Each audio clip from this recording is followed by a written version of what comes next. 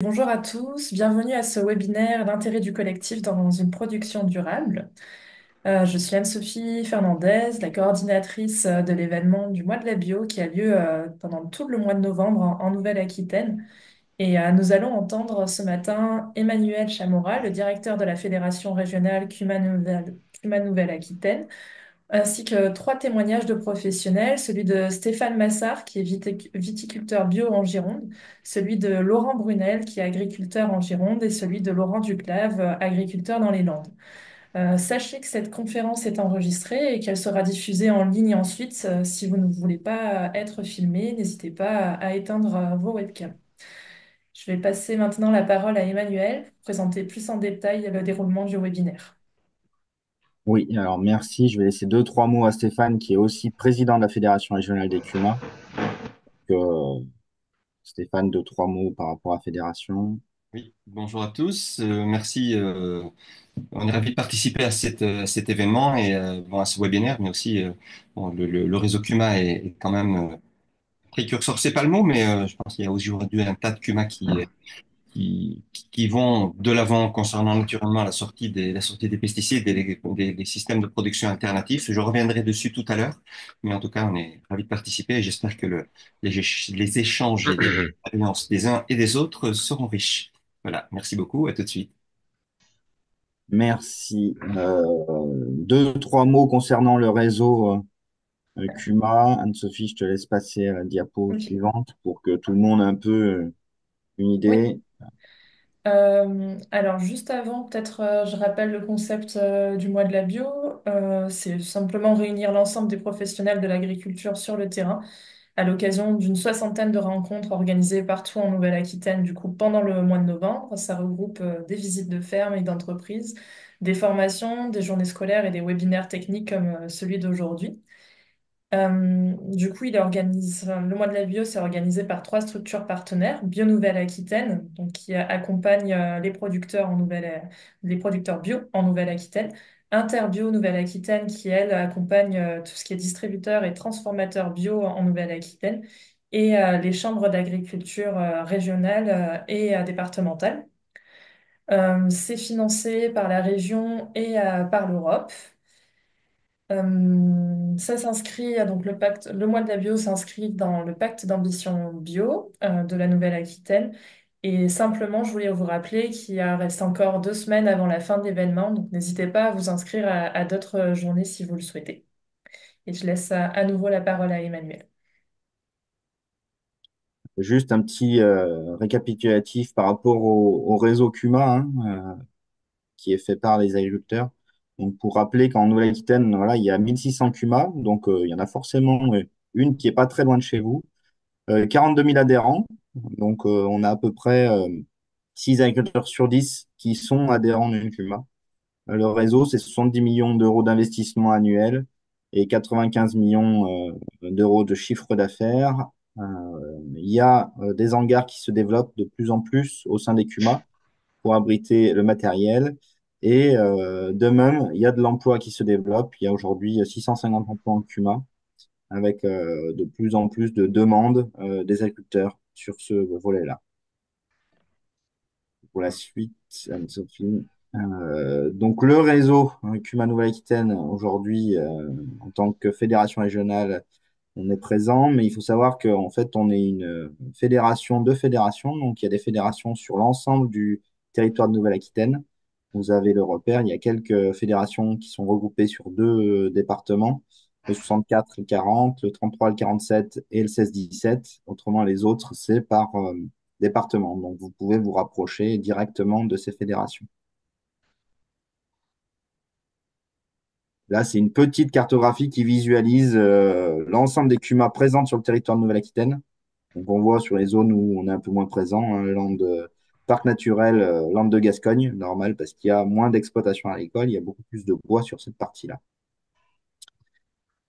Et on est arrivé au niveau de la présentation de la FRCUMA. Donc aujourd'hui, ce qu'on souhaitait vous présenter, c'était trois témoignages. Donc je remercie déjà les deux Laurent et Stéphane d'avoir accepté de témoigner aujourd'hui pour faire un point sur le bio, bien sûr, l'ACUMA, et en fonction des thématiques, chacun interviendra plus spécifiquement, mais ça peut s'élargir et chacun est libre de ça. Donc, ce qu'on va demander à chacun, c'est une présentation de son exploitation, une présentation de l'ACUMA, et puis une discussion un peu plus sur le thème qu'on leur a distribué.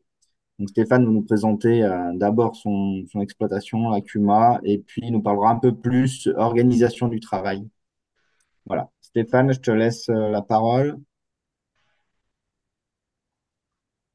Oui,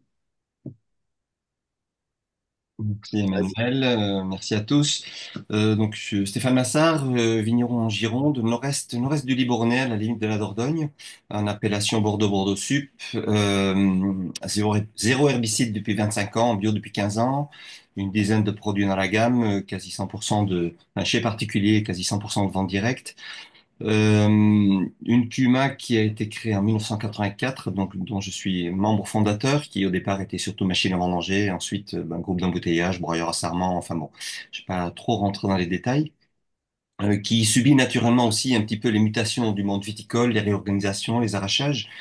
Euh, Multi-AOC, puisqu'on est à la limite des Lussac-Saint-Émilion, Côte-de-Franc, Bordeaux-Bordeaux Sup, voilà, Montagne-Saint-Émilion, Lussac.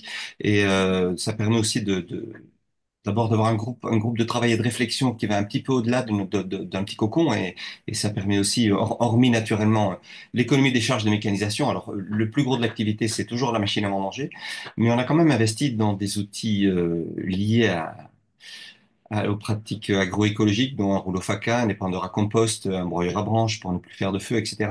Mais à côté des investissements qui sont réalisés collectivement, ça permet d'avoir aussi, alors dans la CUMA, je pense que si on prend l'ensemble des surfaces et l'ensemble des adhérents, alors tout le monde n'est pas adhérent à tout, on doit être à 70% de surface en bio.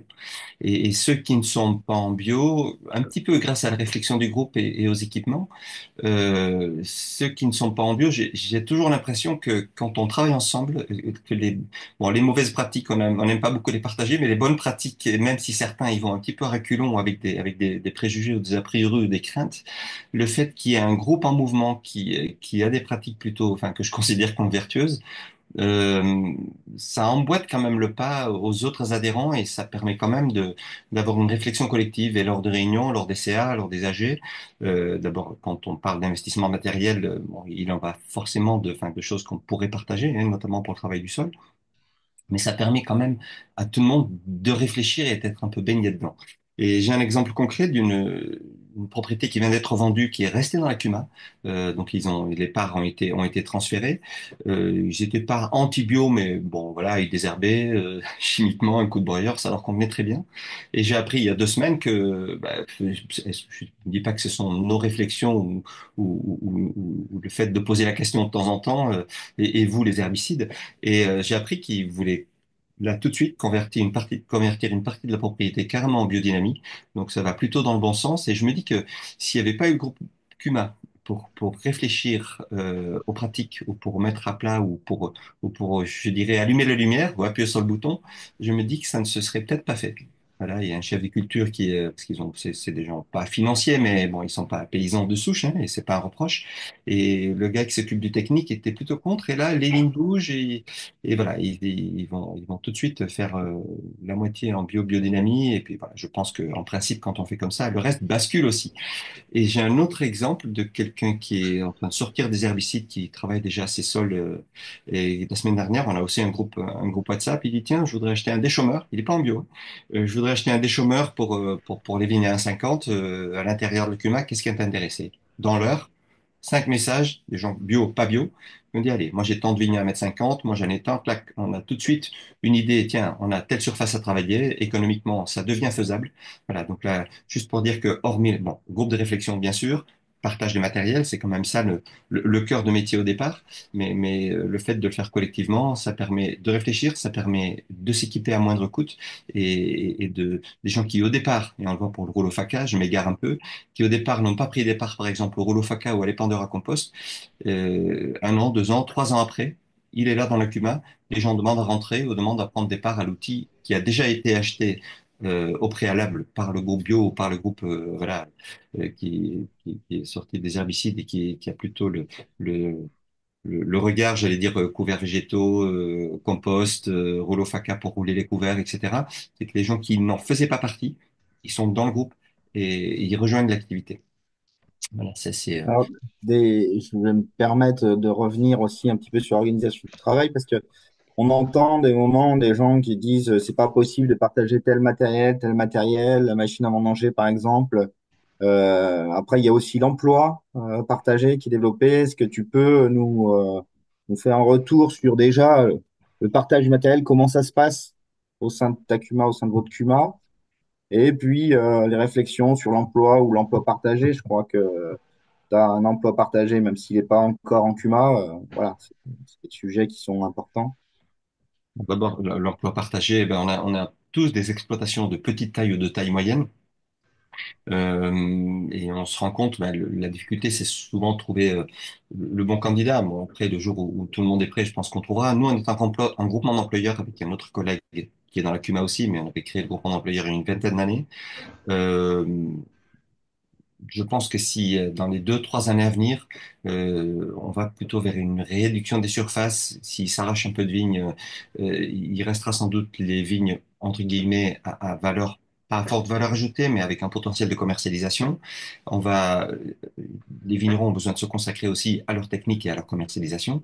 Et l'idée d'un emploi partagé, notamment qui servirait aussi pour conduire la machine à vendanger, pour faire l'entretien des matériels. Chaque réunion, on en parle et ça fait vraiment partie des choses qui, je pense, dans les 2 ans se fera si on trouve le bon candidat et qu'on arrive à bien se mettre d'accord. Il n'y a pas de raison d'ailleurs. Il est très probable qu'on salarie quelqu'un qui suivra le matériel de la CUMA, conduira la mini-pelle, c'est une mini-pelle, conduira la machine à vendanger, suivra le groupe d'embouteillage, d'abord pour une meilleure disponibilité des agriculteurs eux-mêmes et pour un meilleur suivi du parc matériel. Aujourd'hui, on fait ça un peu chacun, on se retrouve pour réparer tel ou tel outil où il y a un responsable par outil. Bon, c'est quand même souvent les mêmes qui s'y collent. Et c'est vrai que le fait d'avoir un salarié, ça donnerait encore plus de souplesse et encore plus de facilité au travail ensemble. Et en matière d'emploi partagé, en matière de matériel partagé et de risque j'allais dire, de télescopage d'emploi du temps, je pense que ce qui est important au départ, c'est de quantifier qu'est-ce qu'on va faire avec quel outil, quelle surface, combien de temps ça prend. Acheter une machine à vendanger pour 200 hectares, à un moment donné, ça va coincer. Voilà, nous, on a 80-90 hectares, c'est un peu la limite basse de rentabilité, mais on a une bonne flexibilité. Pour les outils de travail du sol, il est très rare avec une bonne concertation et une surface adaptée, et il est très rare que ça coince. Et encore une fois, avec le groupe WhatsApp, avec les échanges, un coup de fil, on résout 95% des problèmes, même si à un moment donné, il y a, par exemple une mise en bouteille qui tombe un même jour, bon, on a suffisamment de souplesse, on arrive toujours à décaler, à s'arranger, et voilà, le groupe conduit bien. Outil de travail du sol, je prends par exemple l'exemple du rouleau faca. Souvent, c'est pas un jour près. Voilà, au moment où il faut rouler les couverts, c'était un peu chargé le printemps dernier parce que ça poussait très vite. Par endroits, on a passé 2 fois, quelquefois, parce qu'on ne pouvait pas rentrer dans les terres. Il fallait rouler, on a roulé quelquefois 2 fois les couverts. On y est toujours arrivé. Ça va quand même assez vite et pas de, il n'y a pas de souci majeur et odeur à compost, pareil. Pour l'ensemble des outils, l'important, c'est une bonne communication, un outil adapté et pas prendre trop de surface. Avoir à garder à l'esprit la souplesse.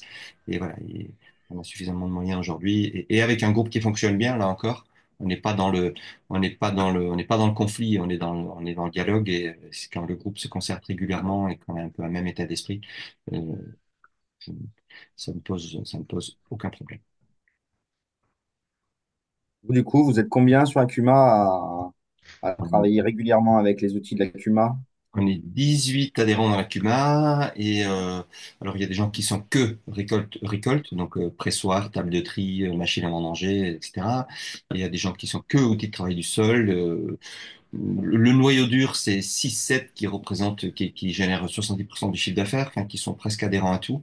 Et voilà. Et il y en a récemment aussi des gens qui nous ont rejoints qui, à titre individuel, avaient des outils et qui arrivent bon, soit à l'âge de la retraite, ou alors ils se disent le matériel a tellement augmenté, qui appellent et qui disent est-ce qu'on pourrait prendre des parts à tel outil.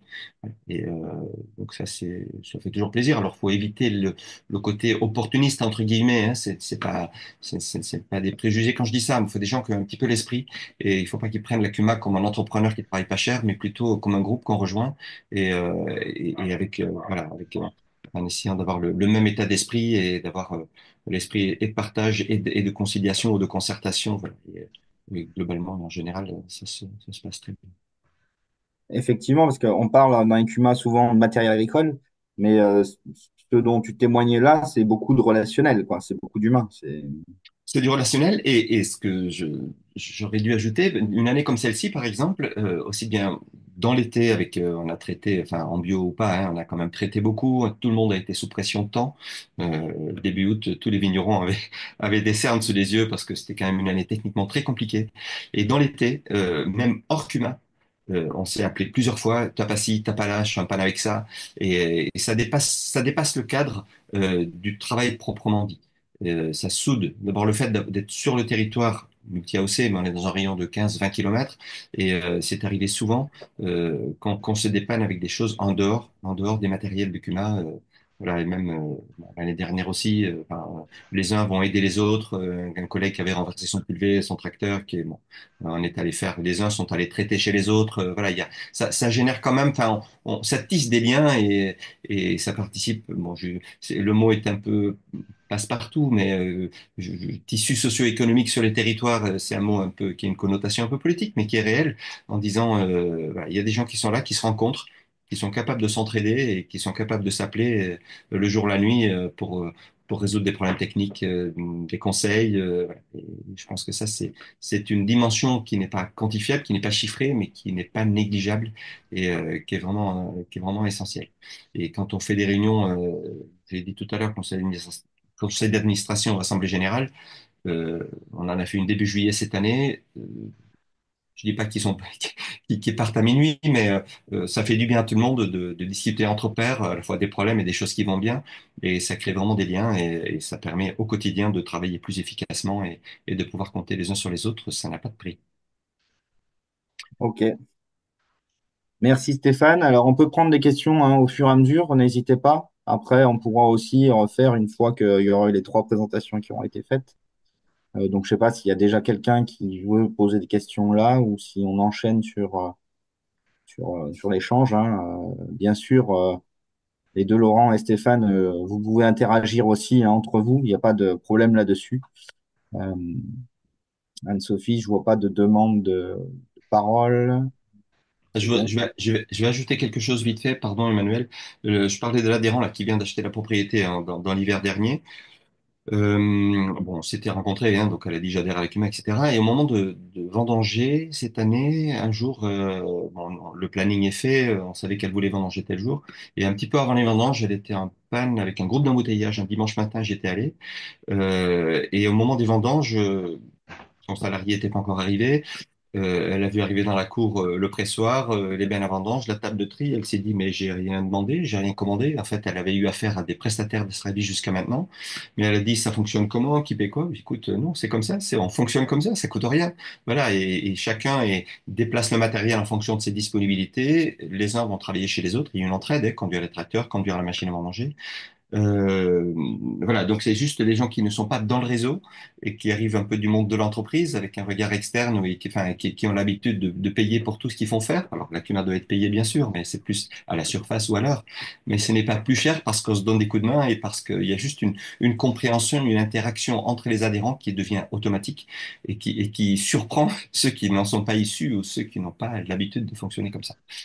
Et ça m'a fait bien plaisir qu'elle tombe de l'arbre en disant ça coûte quoi? Ben non, ça coûte rien. Voilà, c'est comme ça que nous fonctionnons. Ça coûte rien, c'est le principe de l'entraide, quoi. Du coup, Voilà, c'est le principe de l'entraide et après, bien quand, sûr, quand on il y a- donne un coup de main au voisin, on a le coup de main en retour. voilà, c'est pas parce qu'on se dépanne les uns les autres ou parce qu'on déplace le matériel que ça coûte plus cher. Il y a les facturations normales, hein, il y a les facturations à l'hectare, comme je disais à l'instant, ou à la bouteille. Et voilà, mais après, il n'y a pas de Ok, surcoût. merci Stéphane. Anne-Sophie, non? Il y a eu des demandes de parole ou pas? Je regarde dans le chat, pour l'instant, rien du tout. Mais n'hésitez pas, je sais que la première question est toujours un peu difficile à poser, il faut surtout pas hésiter. S'il y en a. Je vais me tourner vers Laurent Brunel. Alors, je précise les noms parce qu'il y a deux Laurent, c'est pour ça. Je vais te donner la parole. Du coup, toi, présentant l'exploitation, et puis en rentrant un peu plus sur la CUMA et, dans ton cas, plus discuter sur la partie installation. Euh, Ok, voilà. Et puis je t'interrogerai avec quelques questions, et puis peut-être qu'il y aura des questions autres qui arrivent. très bien. Ben, ma femme, il y a 12 ans sur Paris, donc il y a une commune dans la vallée de la Garonne. Il y avait déjà une CUMA sur la commune de Bari, puisque la CUMA a à peu près 50 ans. Aujourd'hui, il y a une cinquantaine d'agriculteurs qui adhèrent à la CUMA. Nous, notre production, donc on fait que du bio. On a 25 hectares. Il y a à peu près 2 hectares et demi de légumes, 2 hectares de kiwis et le reste en céréales. Et sur l'ensemble de la commune, comme on est en vallée, il y a beaucoup de cultures diversifiées, spécialisées. Donc il y a des gens qui font de la noisette, du noyer, de l'osier, des céréales évidemment, des kiwis et du maraîchage. Donc c'est un peu la spécificité de notre CUMA, c'est que par rapport à d'autres CUMA peut-être de la région ou qui sont un peu spécialisés sur une culture, nous, bah, justement, elle a un panel très très large d'outils pour répondre un peu à tous les besoins. Et c'est ce qui permet aussi à beaucoup d'agriculteurs de pouvoir être diversifiés. Par exemple, nous, dans notre cas présent, on n'aurait pas pu faire des céréales avec aussi peu de céréales, juste sans l'aide de l'écume. On n'aurait pas investi dans du matériel très cher pour faire 15, au début, 10-15 hectares de céréales. Ça aurait été plus un poids qu'une chance. Donc la CUMA, donc je parle de notre cas, mais ça a été le cas pour plein d'autres personnes qui se sont installées après en bio, quoi, ou en conventionnel. Même avec des petites surfaces, ben, ça permet de ne pas être trop contraint par la problématique du matériel, quoi. Et aujourd'hui, donc sur les 50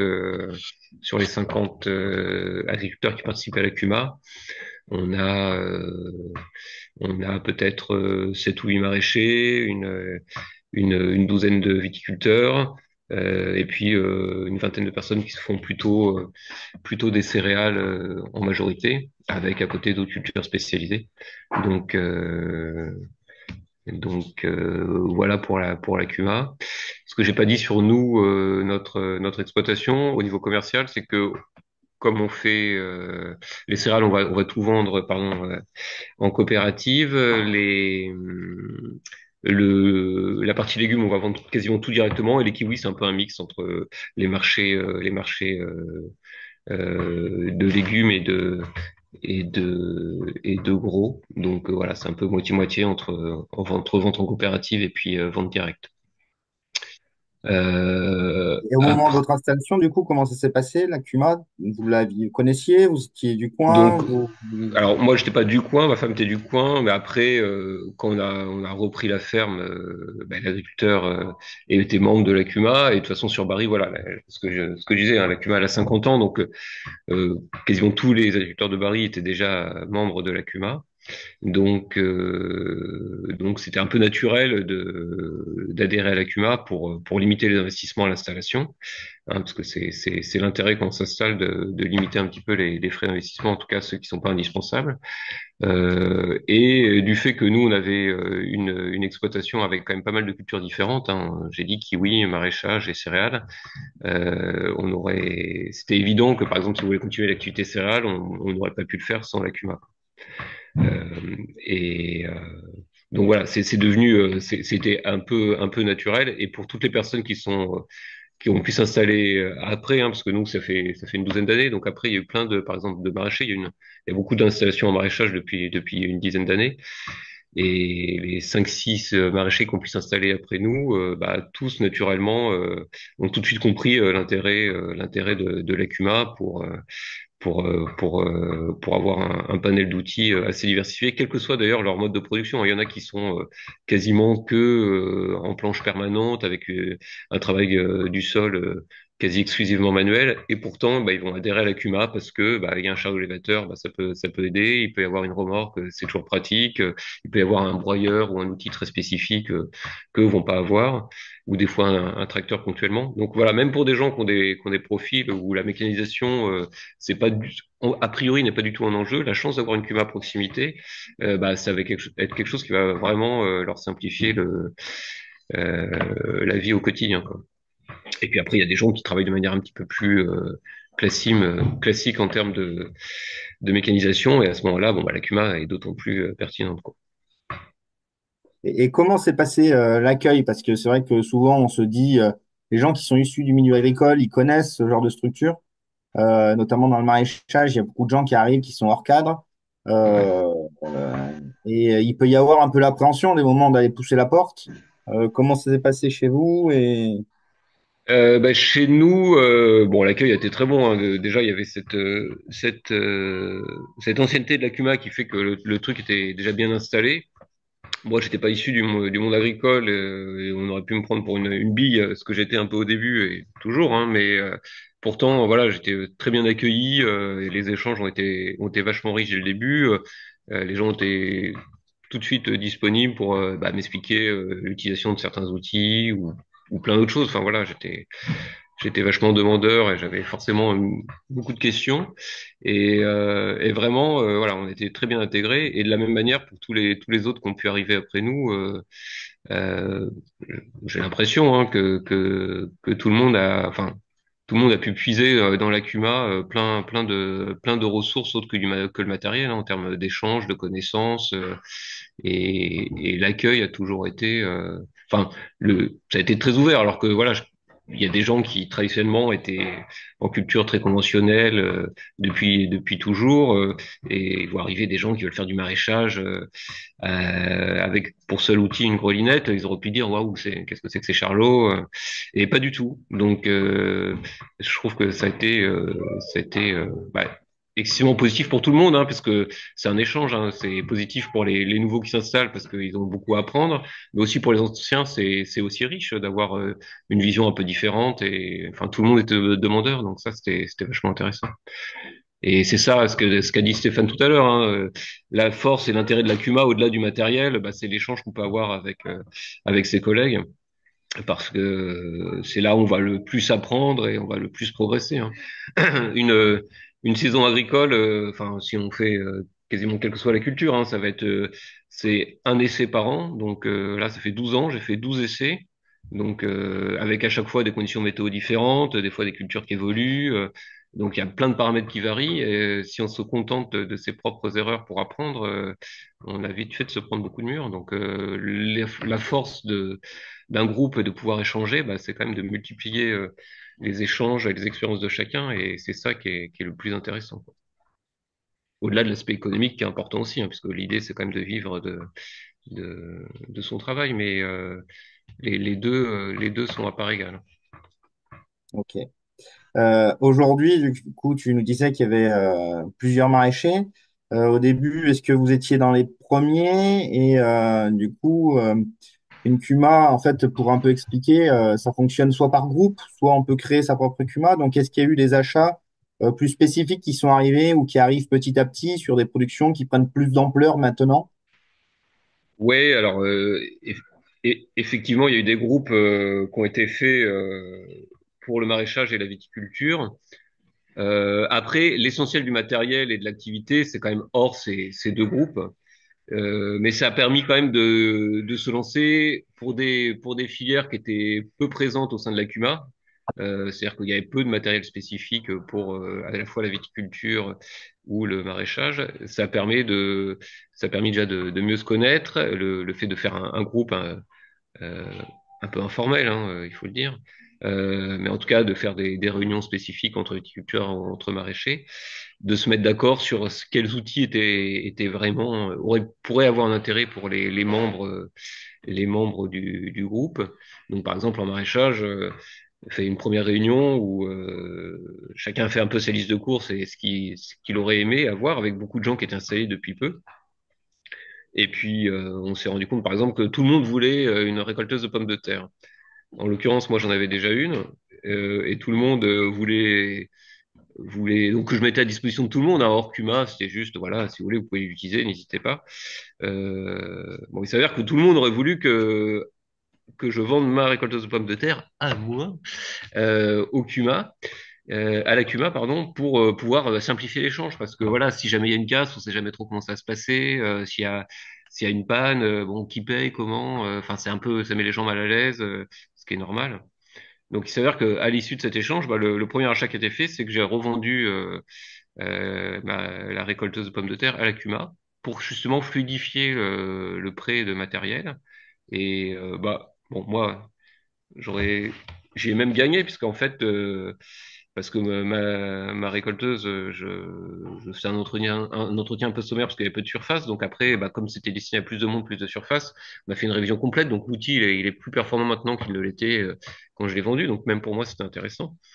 Et puis après, on n'est pas si nombreux non plus, donc on arrive toujours à se partager le matériel. Et c'est pas un problème en soi. Donc voilà, c'est typiquement. Après, on a eu acheté quelques autres outils un peu plus spécifiques maraîchage, mais voilà, c'est un truc, un outil qui existait déjà, mais en fait, il s'avérait que c'était plus simple de l'avoir en Cuma pour partager la maintenance, pour que tout le monde soit sur un pied d'égalité. Bah, c'était le bon système, quoi.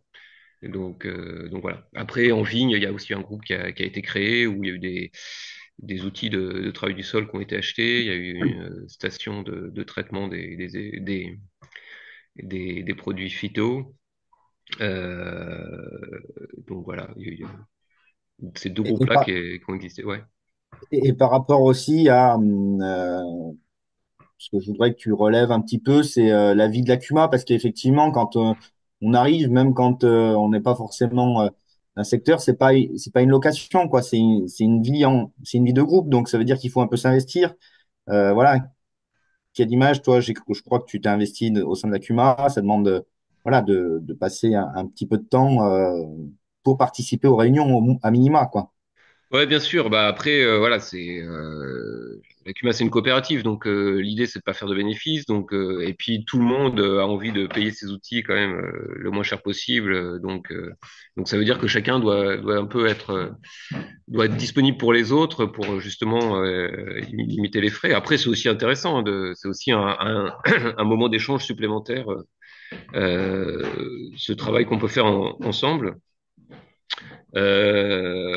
Après, sur 50 personnes qui adhèrent à la CUMA, il n'y a pas 50 personnes qui sont investies, hein. Il y a des gens qui prennent ça un peu comme un truc de location. Il faut être quand même lucide et c'est normal. Il y a de tout dans tout, donc il y a pas de souci. Mais c'est vrai que les plus gros utilisateurs de la CUMA sont quand même bien conscients des enjeux et font quand même en sorte de participer plus ou moins à la vie de la CUMA. Et puis en tout cas, bah, chacun respectueux du matériel, des collègues pour toujours avoir le matériel à disposition et que tout se passe bien. De toute façon, sinon c'est simple, hein, si les échanges sont pas fluides et que c'est pas fait dans un respect minimum, on peut pas travailler ensemble, quoi. Mais comme toute vie en société, quoi. Merci, Laurent. Donc, en fait, il faut bien comprendre qu'une CUMA, c'est une structure à part entière, hein. Donc, aujourd'hui, on vous a montré qu'il y avait 1600 CUMA en Nouvelle-Aquitaine. Donc, effectivement, il y a des CUMA qui sont pas loin de chez vous, certainement. Donc, pas hésiter à essayer de les contacter. Ces CUMA, c'est pas parce qu'elles ont pas le matériel que vous souhaitez qu'elles sont fermées au matériel que vous souhaiteriez. Donc, déjà, faut participer au groupe, comme l'a dit Laurent, et échanger. Puis, des moments, pas avoir peur de dire, bah, moi, je serais intéressé par tel matériel. Est-ce que, il y en a d'autres qui pourraient être intéressés? Euh, et derrière, on peut créer des groupes par rapport à des productions. C'est pas parce que dans une CUMA, bah, par exemple, 100% polyculture élevage, plutôt grande culture quand on est en polyculture. Si il y a une arrivée de plusieurs maraîchers, bah, ça peut être l'occasion, voilà, de créer un groupe maraîchage sur lequel on peut travailler. Et il y a aussi, on le dit pas assez, pas suffisamment, hein, mais les CUMA, il y a des CUMA qui se créent tous les jours. Donc il faut être 4 personnes pour créer une CUMA. Donc ça veut dire que si on n'a pas trouvé son bonheur dans les CUMA qui existaient, si on est avec plusieurs copains ou des gens qui partagent un peu le même état d'esprit, bah, il y a tout à fait la possibilité de s'ouvrir et de se dire bah, pourquoi pas créer notre propre CUMA. Ça, il faut pas hésiter à y aller. pour cela, il faut pas hésiter aussi à vous tourner vers les fédérations de proximité, même quand des gens arrivent nouvellement sur un secteur.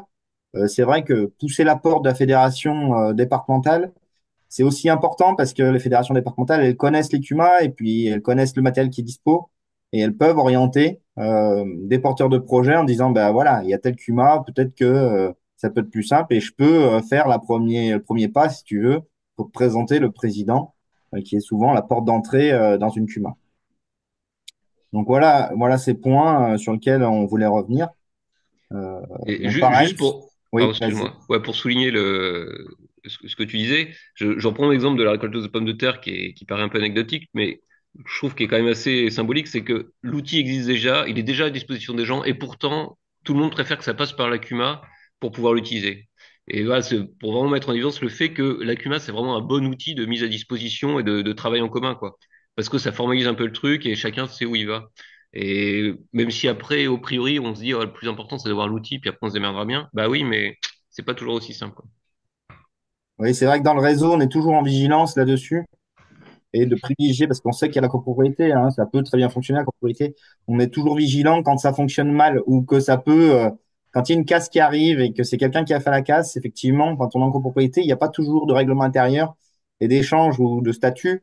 Au moins, dans le réseau CUMA, il y a des statuts, il y a un règlement intérieur qui est défini, il y a des charges qui sont partagées d'une certaine manière, il y a des discussions qui sont faites et c'est au moins pour ça l'intérêt, ça cadre les choses et ça évite, dans bien des cas, de se brouiller avec des amis quand tout est bien écrit en amont.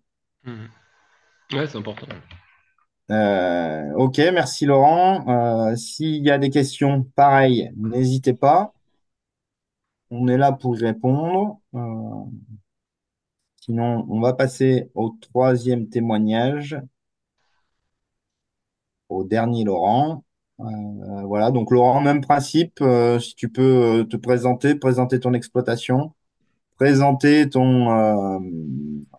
la CUMA, la vie de la CUMA, et puis toi, du coup, un peu plus, peut-être travailler sur, je sais que vous avez travaillé sur des itinéraires culturaux, changer un peu les choses, quels ont été les points de départ, et puis en quoi la CUMA, ben, elle permet de peut-être d'avoir du matériel un peu qui change, qui n'était pas présent sur les exploitations, et qui permet de mettre en place de nouveaux itinéraires.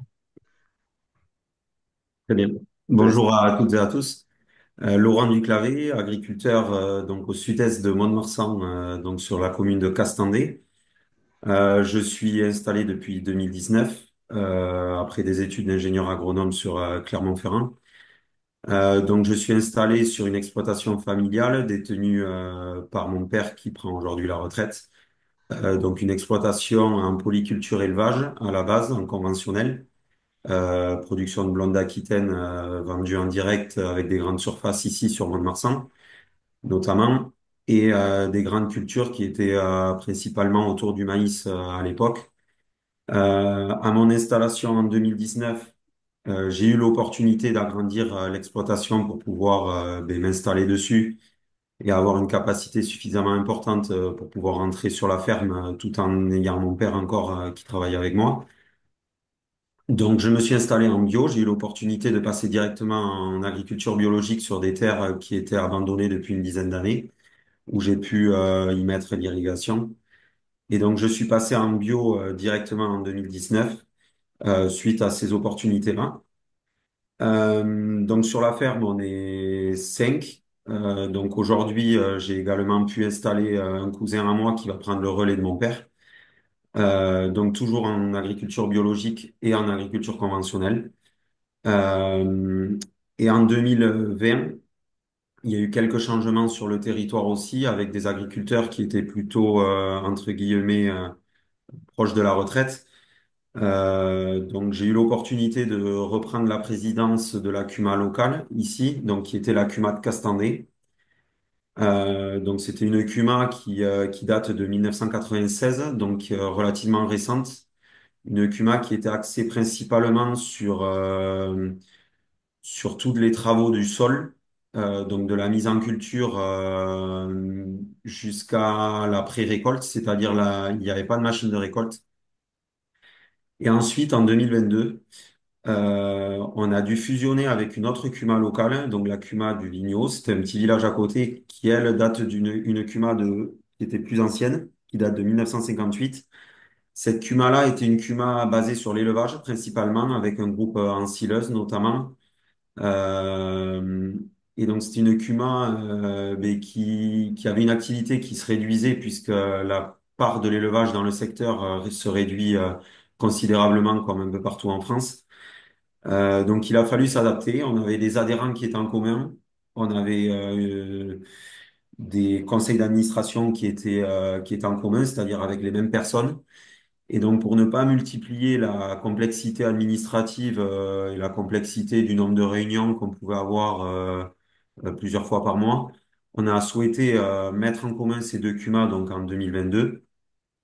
Et donc pour créer une CUMA nommée Adour Armagnac, donc qui regroupe l'ensemble donc de ces deux sites, puisqu'on a quand même deux sites de stockage de matériel.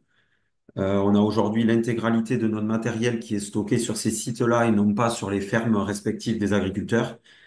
L'ensemble du matériel est à l'abri avec des ateliers et également en parallèle un groupement d'employeurs sur lequel on a un jeune employé qui nous permet de faire de la conduite, de l'entretien de matériel, pas mal de mécanique et toute autre activité, c'est-à-dire de l'entraide, de l'aide sur les exploitations respectives, sur une zone où, je répète, on a un polyculture élevage, donc on a tout type d'élevage, des bovins, des canards, des poulets, mais également de la grande culture avec, il peut aller de l'irrigation jusqu'à la mise en culture. Donc la CUMA, si je reviens sur la CUMA aujourd'hui, donc c'est à peu près 80 adhérents facturés à l'année sur un peu plus de 80 matériels différents. Donc des matériels qui vont, comme je l'avais dit, donc de la mise en culture jusqu'à quasiment la récolte. Il n'y a pas de batteuse pour effectuer la récolte. Euh, et donc ensuite, on a du matériel quand même qui est relativement spécifique et très hétérogène, c'est-à-dire on va du matériel purement conventionnel, de la charrue classique et du pulvérisateur, jusqu'à du matériel de semi-direct et du matériel pour l'agriculture biologique. Et donc, si je dois lier la CUMA par rapport à moi, mon installation, elle m'a permis clairement de pouvoir passer en bio, c'est-à-dire d'un point de vue déjà mécanique, purement mécanique, c'est-à-dire qu'à mon installation, donc quand je suis passé en bio, il y avait personne en bio dans le secteur. Donc moi, j'ai souhaité passer en bio pour différentes raisons. Il y avait une raison un peu économique à l'époque, en 2019, avec un marché du bio qui était relativement porteur, avec des opportunités de production de cultures contractuelles ici dans le secteur, notamment maïs semence, tournesol semence, soja.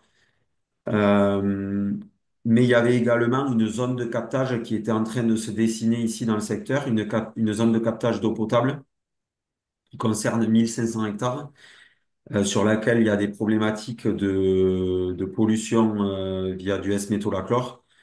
Donc, il fallait très vite trouver une solution, se pencher sur du changement de production qui n'avait pas été fait dans le secteur. Donc, c'est pour ça que j'avais eu cette opportunité aussi de passer directement en bio. Donc, j'avais ce souhait de passer en bio. Et la CUMA, elle m'a clairement permis ce jour-là de pouvoir y passer. Pourquoi? Parce que tout d'abord, j'avais pas la capacité financière d'investir sur du matériel très coûteux. Il a fallu très vite passer sur du matériel spécifique au bio, c'est-à-dire une bineuse pour commencer, une houe rotative, une RC-trille. Tout ce matériel était également demandé en parallèle via les semenciers ou les donneurs de contrats qu'on avait derrière, avec l'exigence d'avoir du matériel spécifique, très performant et d'avoir du matériel très disponible pour être réactif sur des cultures contractuelles très exigeantes. Et donc l'ACUMA m'a permis de partir là-dessus, puisque la même année, il y a des agriculteurs, ben, en discutant, comme ça a été dit jusqu'à présent, l'ACUMA nous permet de discuter et d'évoluer aussi collectivement. Il y a d'autres agriculteurs qui étaient intéressés par du passage, soit en totalité de l'exploitation, soit partiellement. mais en bio également.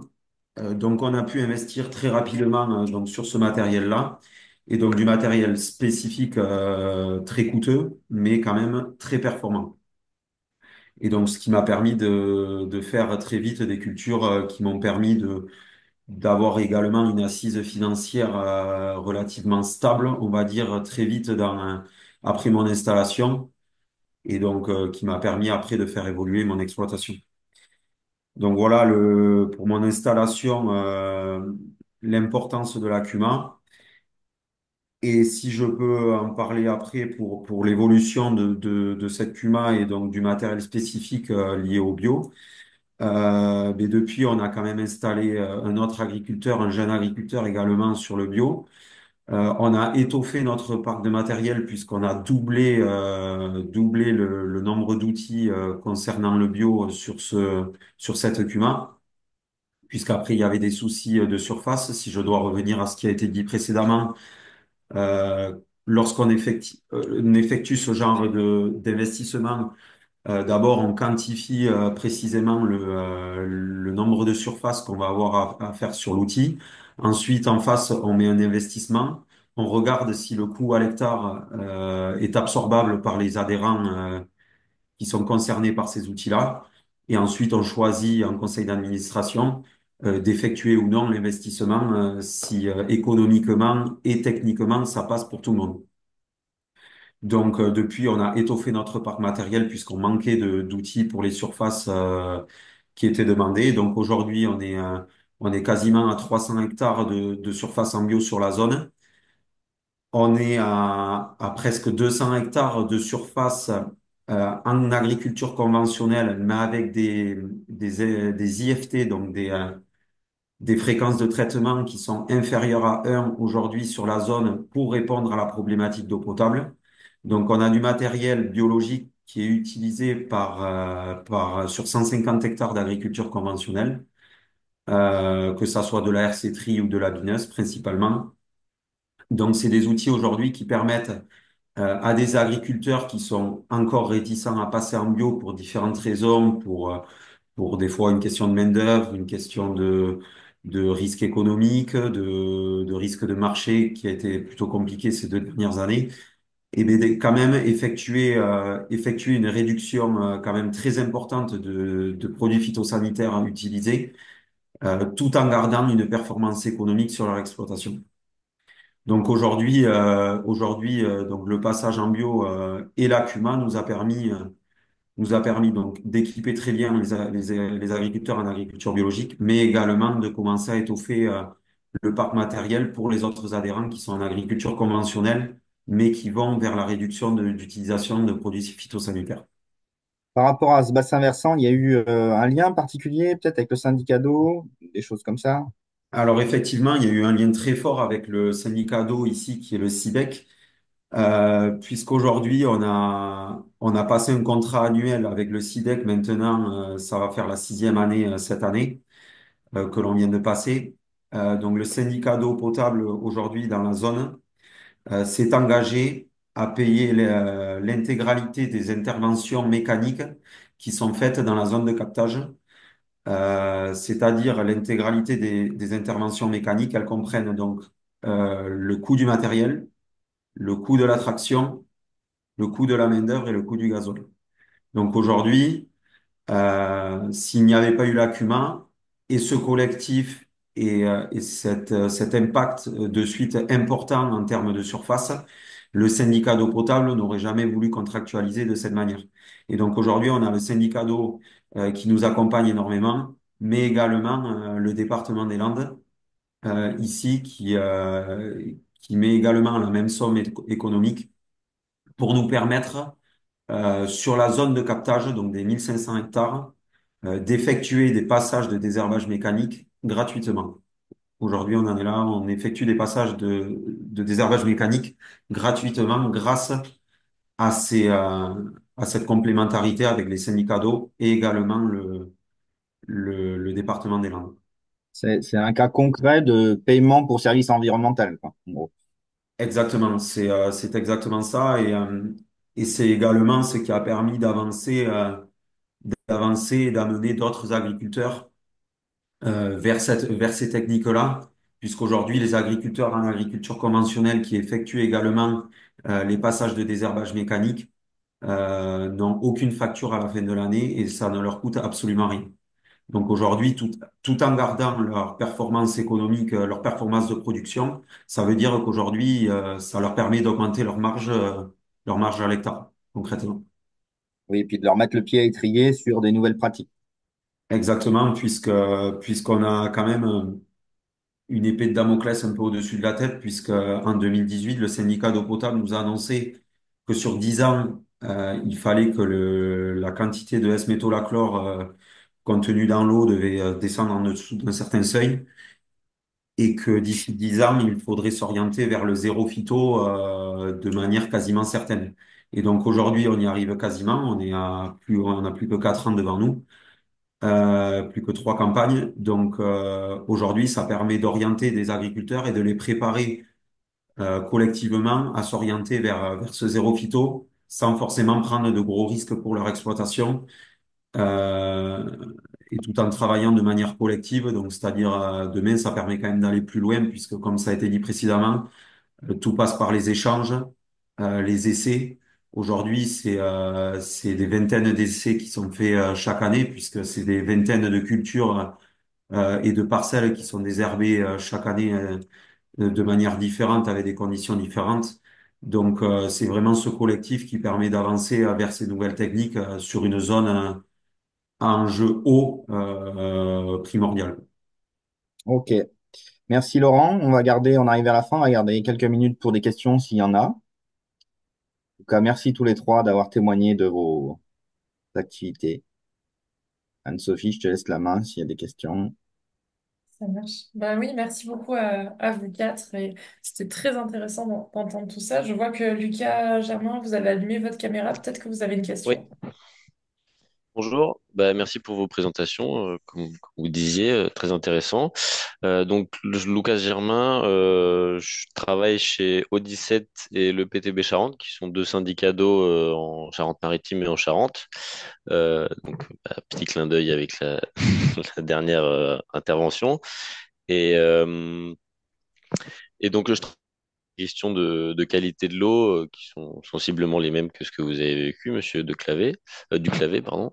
Moi, ce qui m'intéressait, c'était le lien entre les CUMA et la diversité des productions, parce que j'ai l'impression que ça ressortait dans les deux dernières interventions, peut-être un peu moins dans la première, dans viticulteur, mais je me posais la question de est-ce que pour qu'une CUMA fonctionne réellement sur le terrain, il y a une nécessité d'avoir une diversité dans les productions de ses adhérents euh, et à l'inverse, si on a une espèce d'uniformité, voilà, enfin, si un assolement trop classique, type colza-blé-orge, comme on peut avoir en Charente-Maritime, et si tous les adhérents ont ce type d'assolement, est-ce qu'une CUMA est même possible, quoi?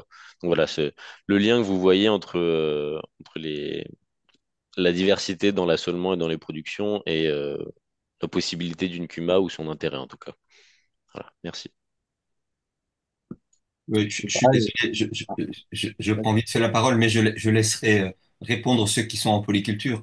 Mais le réflexe qui me vient, j'ai envie de dire, nous, certes, on est monoculture vigne, même si certains ont il reste un petit peu d'élevage et moi, je fais un peu de céréales pour m'amuser. Mais je dirais que c'est parce que la CUMA est là que ça permet souvent de garder une polyculture. Et, euh, et souvent, effectivement, des gens qui ont 4 5 10 productions, pour ceux qui, enfin, je pense à la CUMA de Bari, hein, qui ont énormément de diversité.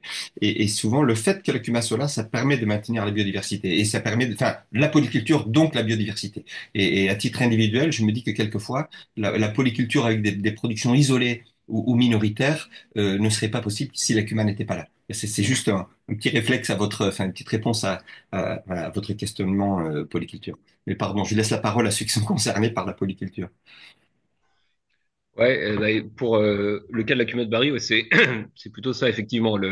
On peut avoir tout à fait des CUMA avec des cultures très spécialisées, enfin pas très spécialisées, tout à fait identiques. La preuve, en viticulture, il y a des CUMA très spécifiques. Mais c'est vrai que effectivement, le fait d'avoir une CUMA et donc à disposition un panel d'outils large permet de préserver la diversité des cultures. Donc, je citais mon exemple précis où j'aurais par exemple pas pu continuer à faire des petites surfaces de céréales sans la CUMA. Ben ça permet, voilà, ça permet cette diversité puisque on a plein d'outils à disposition et même avec des petites surfaces. Et au-delà de la diversité des cultures, ça permet aussi d'avoir des petites fermes, puisque la charge de mécanisation est plus faible. Donc, à la fois la diversité dans les cultures et dans la taille des exploitations, quoi. Le fait d'avoir une CUMA qui est un petit peu dotée en matériel. Donc ça, c'est vraiment une double source de diversité qui est, je pense, générée, en tout cas encouragée par les CUMA, quoi. Mais on peut tout à fait avoir quand même des CUMA très, très spécifiques en termes de culture. Il y a à peu près, il y a des CUMA sur toutes les filières représentées. Hein. On a des CUMA aujourd'hui qui vont être spécialisés kiwi, on a des CUMA qui vont être spécialisés noisettes, on a des CUMA qui sont spécialisés grande culture. Alors élevage, c'est un peu moins vrai parce qu'un éleveur, il a toujours aussi de la production pour nourrir son troupeau, donc on a peu de CUMA qui sont spécialisés élevage. Mais effectivement, je rebondirais sur les propos de Stéphane et de Laurent sur dire ce qu'on prône. Effectivement, aujourd'hui, on est biodiversité, on dit il faut promouvoir la biodiversité fonctionnelle. Ce qu'on promeut au niveau CUMA, c'est la biodiversité aussi agricole, parce qu'effectivement, le fait d'avoir du matériel qui est possible, on peut garder des productions différentes sur un territoire et pas spécialisées, parce qu'effectivement, quand un agriculteur il s'installe, son risque, c'est pour réduire ses charges de mécanisation, il se spécialise sur quelques productions, et techniquement, d'un côté, c'est plus facile, mais par contre, le risque, c'est qu'on a une tendance à arriver de monoculture ou quasi monoculture, quoi. Oui, effectivement, pour rebondir là-dessus, on a tout à fait l'exemple, nous, au sein de notre cumin. Aujourd'hui, il reste quelques éleveurs bovins viande, nous, dans notre secteur, mais très, très peu. Bon, on traverse une crise qui est très importante depuis une dizaine d'années maintenant. Si aujourd'hui la Puma n'était pas présente, on serait incapable de maintenir ces élevages en place, puisqu'on va d'élevages qui ont une vingtaine d'hectares jusqu'à d'autres qui en ont presque 200. Et aujourd'hui, il y a du matériel spécifique tel que les matériaux de fenaison, comme les faneuses ou les endaineurs ou les roombaleurs même, qui aujourd'hui valent des dizaines de milliers d'euros. Un roombaleur, on vient d'en changer un qui vaut 50 000 euros. Aujourd'hui, un éleveur qui a une vingtaine, une trentaine de vaches est incapable de pouvoir investir là-dedans. Et donc aujourd'hui, c'est parce qu'il y a la CUMA que cet éleveur peut continuer à faire son élevage, à pouvoir faire son foin, pouvoir faire son foin à des coûts qui sont relativement faibles parce qu'ailleurs, il y a d'autres éleveurs mais qui prennent le principal de l'activité. Et aujourd'hui, c'est vraiment parce qu'il y a la CUMA qu'il y a encore ces quelques élevages qui peuvent se maintenir dans le secteur.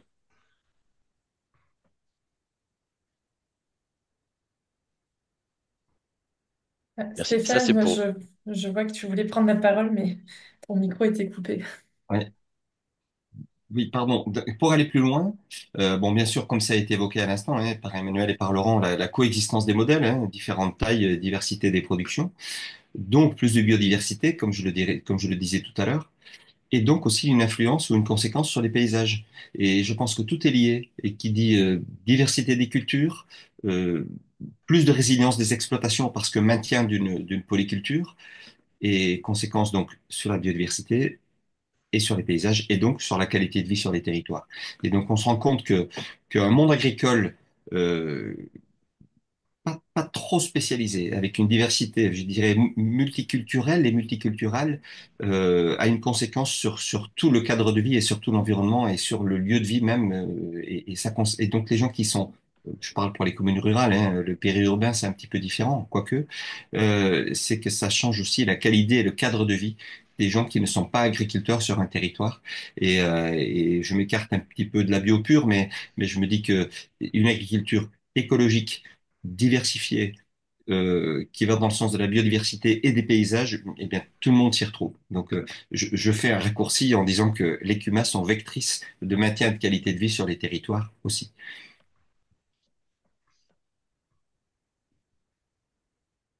Si vous pouvez un poil compléter, j'ai très bien compris l'intérêt pour le maintien, mais est-ce que pourrait aussi avoir un intérêt pour La création, par exemple, si on voudrait ramener des éleveurs ou ramener de la diversité chez des agriculteurs qui l'auraient perdu, parfois il y a longtemps, est-ce que la création d'une CUMA peut aussi être le vecteur là-dedans ou ça paraît quand même plus compliqué? Enfin, parce que dans les exemples que vous avez donnés, par exemple, Monsieur Duclavet, c'est des agriculteurs qui voulaient maintenir leurs élevages et donc ils ont trouvé l'outil de la CUMA qui venait.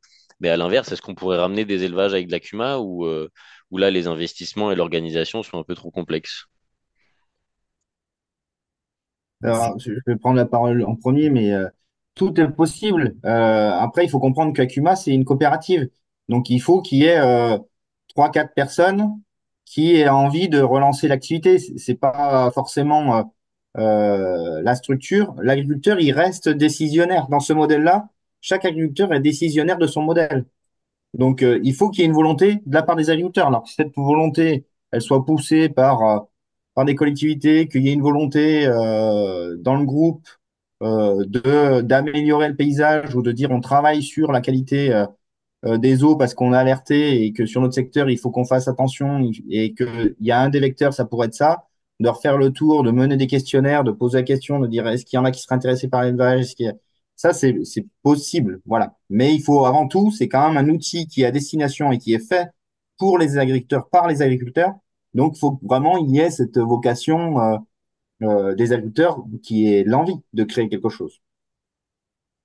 Ah, si je peux compléter, enfin pas pour l'élevage parce que c'est pas mon domaine, mais en termes de maraîchage, bon évidemment pour faciliter l'installation, enfin il faut que la CUMA soit préexistante. C'est sûr que sinon il faut déjà une volonté d'installation et comme disait Emmanuel, plusieurs personnes qui se regroupent pour créer une CUMA. Donc ça facilite vraiment l'installation quand la CUMA est déjà existante sur le territoire. Et évidemment, ça facilite l'installation. C'est pas non plus, il n'y a pas des installations qui vont se créer ex nihilo juste parce qu'il y a une CUMA et que tout d'un coup, les gens vont se dire, ah, c'est une opportunité dingue, j'ai déjà la CUMA, donc je vais m'installer.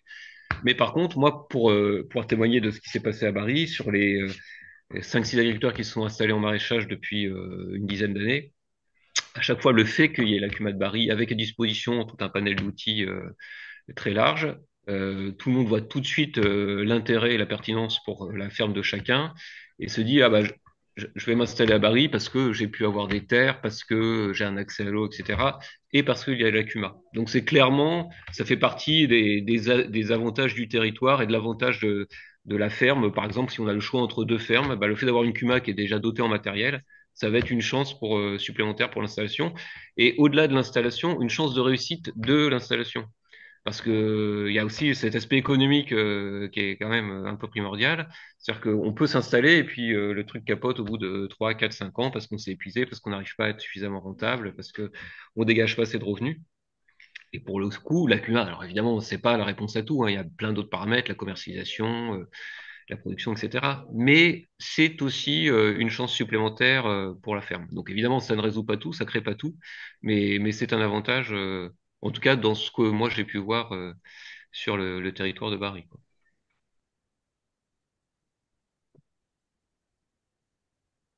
Et même s'il n'y a pas création de cumin en cas de besoin, bon, d'abord, il faut partir du besoin, bien sûr. Et comme disait Emmanuel tout à l'heure, nous, on se rend compte, l'arrachage des vignes, par exemple, il va y avoir un tas de surfaces qui vont être disponibles. J'espère que ce ne sera pas que du boisement. Euh, Quelqu'un qui voudrait travailler ces terres aujourd'hui n'a plus le matériel. Déjà identifier sur les territoires qu'est-ce qui est disponible, quelles sont les cumas grandes cultures qui existent dans un rayon de 15 ou 20 kilomètres, et sans forcément créer une cuma, en rejoindre une et pourquoi pas y participer voilà, réintroduire, j'allais dire, de la diversité des productions sur des territoires. Voilà, à défaut, si elle n'existe pas, je pense il n'y a pas de raison de ne pas en créer, mais souvent, il y a des choses qui existent et il suffit souvent de s'en rapprocher. Et après, ce qui est possible aussi, et qu'on mentionne peu, c'est l'intercuma. Si on est adhérent d'une cuma, on peut faire en sorte que sa cuma utilise du matériel d'une autre cuma. Donc ça veut dire que si on a une cuma qui est pas trop loin, parce qu'effectivement le matériel agricole, il se déplace pas comme une voiture. Donc s'il y a du matériel à côté sur une autre cuma qui pourrait être intéressant, on peut demander à être adhérent au groupe et utiliser ce matériel. Ça peut faciliter aussi le lancement. d'activité.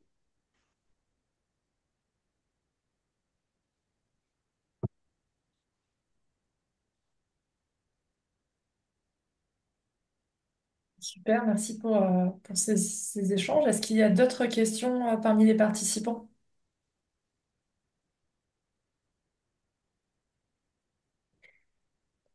J'ai pas l'impression. Je pense qu'on va pouvoir peut-être clôturer ce webinaire. Encore merci du coup à la CUMA pour tous ces échanges et j'ai envie de dire qu'il nous faut des CUMA partout, même s'il y en a déjà beaucoup. Et du coup, je vous souhaite à tous une agréable journée et à bientôt. Merci. Au revoir. Merci. Bonne Merci à vous. Au Merci, au revoir. revoir. Au revoir.